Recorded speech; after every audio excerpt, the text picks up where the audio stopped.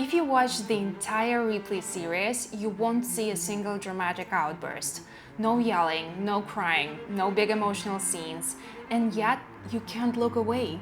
That was me watching it, thinking, how is this so intense when everything is so quiet? It draws you in without ever raising its voice. That's the essence of subtle acting. Let's talk about why it works and how Ripley pulls it off so brilliantly.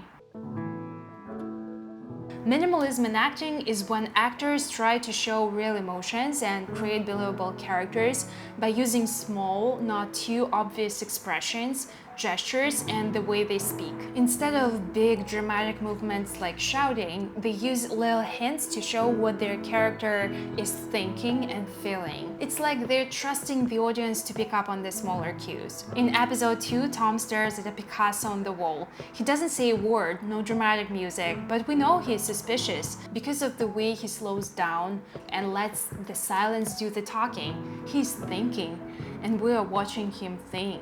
When I first got into acting, I thought it was all about the big emotional scenes, crying on cue, yelling, breaking down, you know, the stuff that looks impressive. And don't get me wrong, I still like those kind of scenes, but the more I learned, especially watching something like Ripley, the more I started to realize subtle acting, that's a whole different challenge. And in some ways, it's even harder for a few reasons. When a character is supposed to be angry, the go-to is usually yelling or throwing something away. Sadness often translates to tears and a shaky voice. And because it's so external, the audience immediately knows what's going on. But in Ripley, Tom's emotions are internal. He's constantly lying, hiding, figuring out his next move, while trying to look calm, like nothing happened. Take a look at this moment when Dickie catches Tom wearing his clothes. Tom doesn't panic, he doesn't start scrambling or making excuses. He just stands there, completely still, like he's trying to play it cool, even though you can feel the panic underneath. That stillness, that's the tension. That's what makes it so uncomfortable to watch. One thing I love about Ripley is how it lets us literally watch a character think. The camera just stays on Tom's face, no cuts, no music, and it's like we're inside his head. In episode 3, on the train, he doesn't say a word, but you can see the wheels turning. Just the way he holds his gaze tells you he's already 5 steps ahead. That kind of moment is gold for actors, because you are not pretending to think, you are actually thinking. You are asking yourself, what just happened? What do I want? What do I need to do next? And when you are truly in it, the camera picks all of that up, even if your face barely moves. When people talk about thinking in the frame, this is what they mean. It's not about touching your face or staring off like, look at me, I'm thinking something really deep right now. I used to do that too. It felt like I had to show and act the thought because I'm an actor, but it never felt honest. Real thinking doesn't need all that. It's about being fully present, letting real thoughts run through your mind, and just trusting the camera to catch it. You don't have to spell it out. The audience is smart, they will feel it. And honestly, sometimes the less you do, the more people lean in. When it comes to lying on screen, Ripley might be the best I've ever seen. In Actors on Actors, for variety, Andrew Scott said, So that he lies in order to get himself out of a situation. Like he's not bloodthirsty. and you can really feel that in the performance. Ripley doesn't lie to manipulate, he lies to survive. His choices are quiet, deliberate, and always driven by fear or necessity. Have a look at his body language. He barely moves. He listens more than he speaks. And when he does talk, every word is carefully measured, like it might hold everything together or make it fall apart. Tom what? Ripley. Ripley. As an actor, that's the challenge. You are not acting like a liar. You are trying to convince someone you are telling the truth. When Freddie starts questioning him about Dickie's whereabouts, Tom doesn't panic. He stays polite and measured, just trying to seem reasonable. Where are you living? I'm just traveling. Where? Around Italy. Where? Around. But you can feel that tightrope walk in every word. He's not skimming, he's surviving. That's how subtle it is, and somehow we still believe him, even when we know we shouldn't.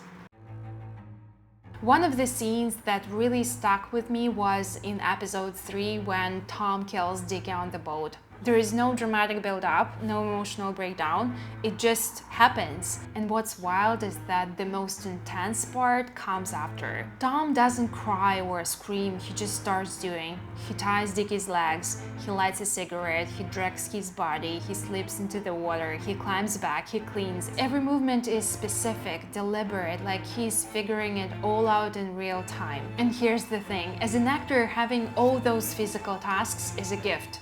It keeps you grounded and present. You're not standing around trying to look emotional. You are focused on actions. Like famous acting teacher Uta Hagen said, we must learn to do something in every moment of the scene. Emotion will arise from doing. You see it again in episode 5, especially in the second half. There is barely any dialogue, just Tom quietly handling the mess after Freddy's murder. And it's incredibly tense, even though it's so silent. He doesn't panic or break down, he just moves, carefully wiping away blood and tidying up, not to be clean, but to regain some sense of control. Without saying a single word, you can feel every emotion he's holding back. It's not just the big scenes. Ripley nails the tiny emotional shifts too. In episode 2, Tom hears music. He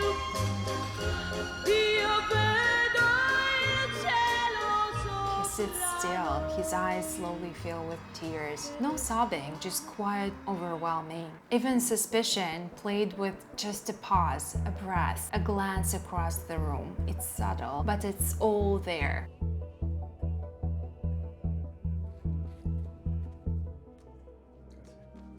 It's acting that never tries too hard, believing that viewers will feel it without being told. I honestly think Ripley is one of the most visually stunning shows I've seen in a long time. Every shot feels like a painting. The blood swirling in the bathtub, the red cat's footsteps on white tile, like the girl in red from Schindler's List, the sculpture, the Picasso, even the cat, it all feels symbolic. It's all so intentional, like the visuals are whispering things to you just as much as the characters are.